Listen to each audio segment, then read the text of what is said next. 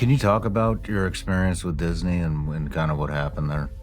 If I would have been saying and doing the things that I did then, now, I would be fine. It was because I was early and I kind of could see where all of this was going, what is essential and what is not.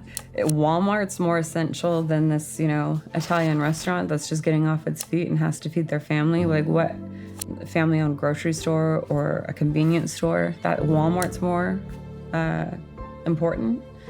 And so nothing was making sense, and I could see where this was going. And it was the largest, most fraudulent wealth transfer in, basic, I think, history, is that they are destroying, through their mandates, the middle class. Almost 100,000 small businesses permanently closed since the pandemic. That's according to Yelp.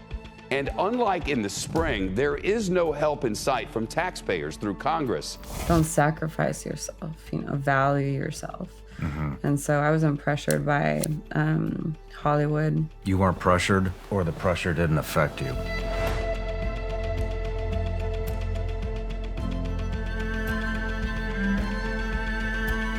The sickness and the evilness, it's like, it's getting more and more easy to distinguish between good and evil because it's becoming so much more obvious and it's floating to the surface, and they're losing the ability to hide. Kids, they're imaginative, they're all about play, they haven't been baked into, society's norms and expectations. So I think to them, things like being fluid with their identities comes really naturally. Since the beginning of the lawsuit, before the lawsuit happened, I prayed. I was like, I'm just out here in a desert, canceled, and I don't know where you're gonna have me be, but if there's any way I can do anything, it would be to help children. So you were kind of a protector from a super young age. Yeah. And you've carried that with you all the way through life.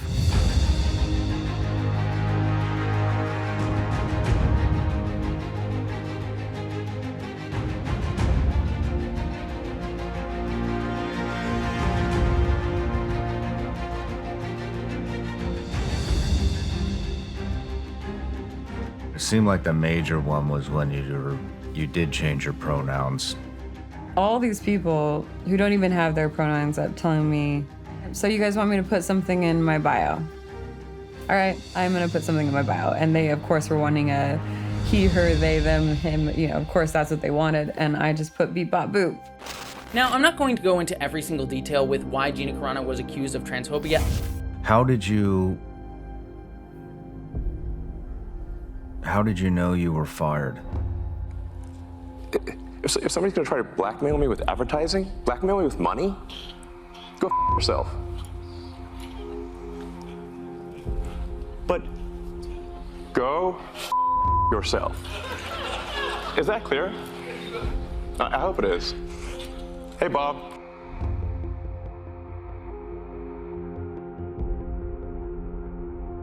The longer this lawsuit drags out and the more involved Elon gets, the lower the Disney stock tanks. And that he may be thinking he might buy Disney.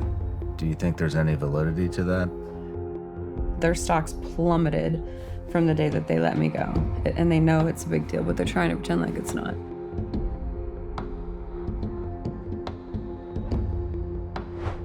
We'll both make our cases, right?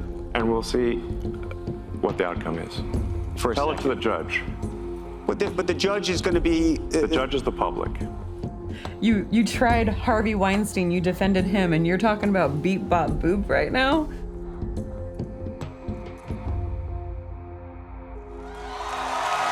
Hi, Daily Wire members. This is Gina Carano. I'm coming to you from the set of Terror on the Prairie. We came up to Montana, and it is absolutely God's country. We're making new friends.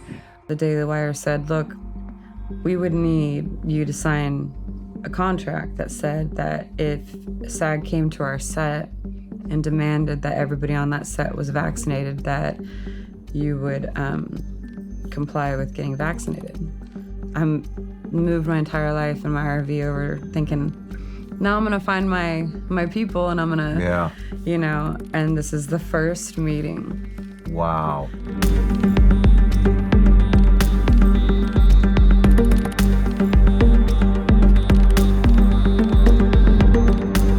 And you should have seen it in court the other day.